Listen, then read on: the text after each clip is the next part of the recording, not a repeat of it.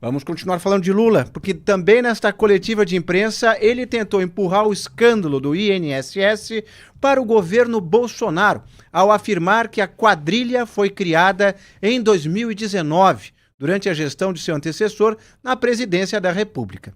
Vamos acompanhar. Devolver ou não vai depender de você constatar a quantidade de pessoas que foi enganada, a quantidade de pessoas que teve o seu nome numa lista sem que ele tivesse assinado. Porque aqueles que assinaram, sabe, autorizaram. Então, o que nós queremos, e é por isso que tem a crítica que da demora, é porque, veja, você poderia ter feito uma pirotecnia, sabe, e não ter apurado. Como a gente quer apurar com muita seriedade, tanto a CGU como a Polícia Federal foram a fundo na exploração para chegar no coração da quadrilha. Se tivesse feito um carnaval há um ano atrás, possivelmente tivesse parado no carnaval, como acontece em todas as denúncias. Você faz um show de pirotecnia numa semana, na outra semana sai da pirotecnia e esquece. Não, nós resolvemos desmontar uma quadrilha que foi criada em 2019. É importante saber, uma quadrilha que foi criada em 2019. E vocês sabem quem governava o Brasil em 2019. Vocês sabem que era ministro da Previdência em 2019. Vocês sabem que era chefe da Casa Civil em 2019. A gente poderia ter feito um show de pirotecnia.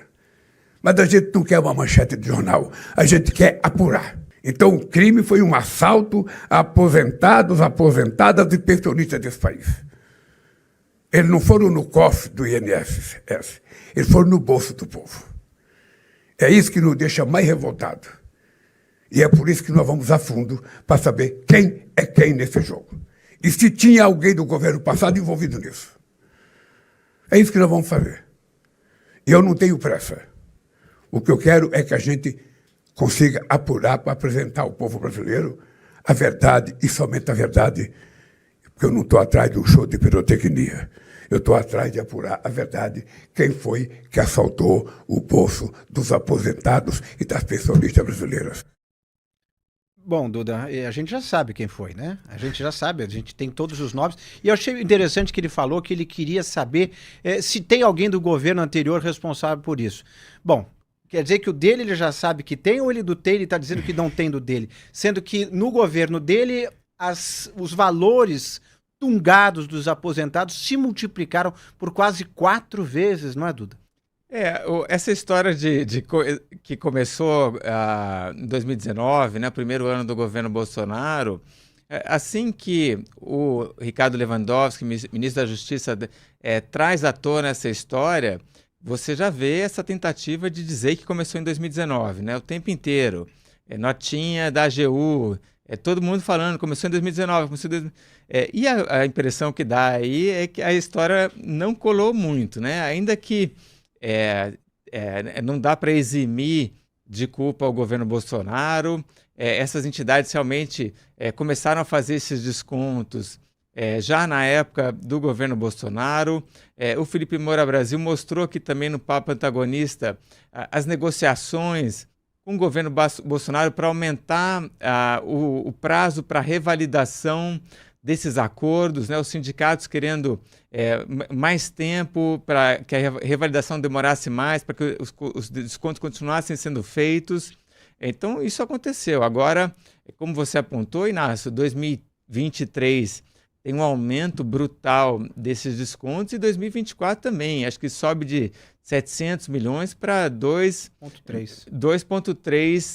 bilhões e 300 milhões. Então, sobe muito. Além disso, a gente tem informação que as denúncias já eram conhecidas do ministro da Previdência Social, Carlos Lupe, indicado pelo Lula, conhecidas desde junho de 2023, e que nada foi feito. E a gente sabe também que o atual ministro da Previdência Social, que também foi escolhido pelo Lula, estava nessas reuniões junto com o Carlos Lupe, onde se discutiu essa questão das denúncias de descontos dos aposentados e pensionistas. Então, assim, não dá para dizer que é tudo culpa do Bolsonaro, né? O Lula, em algum momento, também vai ter que se explicar sobre essa história aí.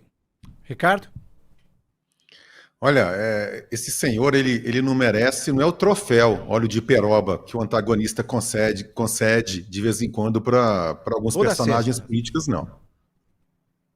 Como? A gente concede o prêmio toda sexta, no meio-dia em Brasília, que a gente transmite todo dia, ao meio-dia.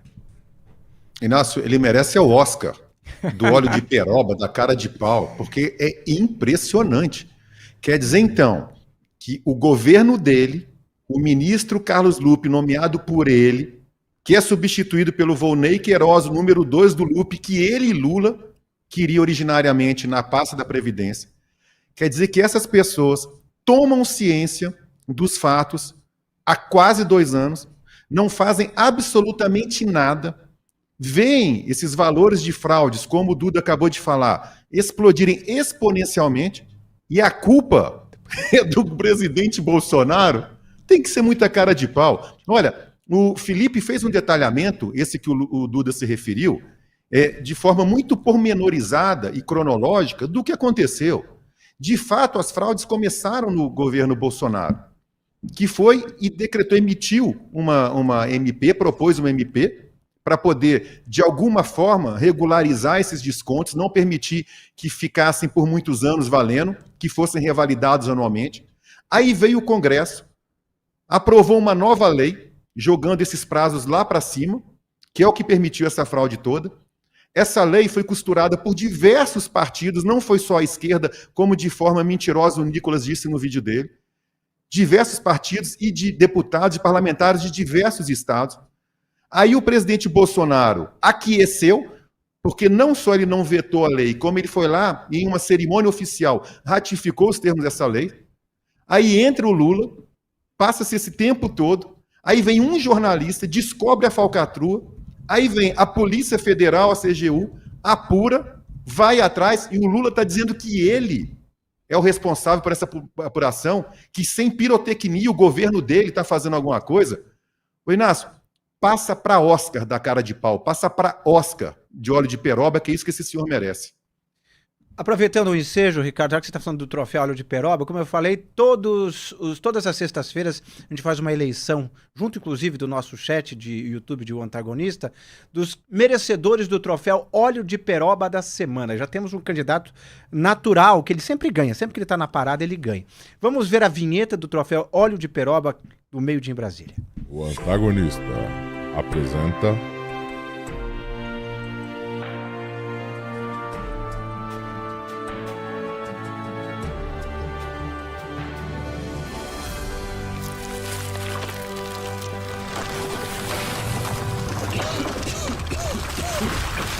Prêmio Óleo de Peroba.